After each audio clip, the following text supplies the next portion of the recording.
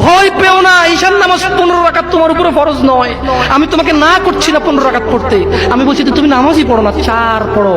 এই 4 রাকাত ঈশা না পড়লে তুমি মুসলিম নও, 3 রাকাত মাগরিব না পড়লে তুমি মুসলিম নও, 4 রাকাত আসর না পড়লে তুমি মুসলিম নও। দেখো আমাকে দোষ দিও না, বুখারী খোলো, সালাত অধ্যায়ে যাও, আযান অধ্যায়ে যাও। আল্লাহর নবী বলেছে তারা ওরা কাফির, ওরা মুশরিক, ওদের আর আমি মুহাম্মদুর রাসূলুল্লাহ সাল্লাল্লাহু আলাইহি ওয়াসাল্লামের উম্মতের মধ্যে পার্থক্য হচ্ছে নামাজ। সুবহানাল্লাহ। ও সাহাবা, ও উম্মত, তুমি চিনবা মুহাম্মদের উম্মতকে সাল্লাল্লাহু আলাইহি ওয়াসাল্লাম। ও আমার উম্মত, তুমি কি আমার উম্মতকে চিনতে চাও?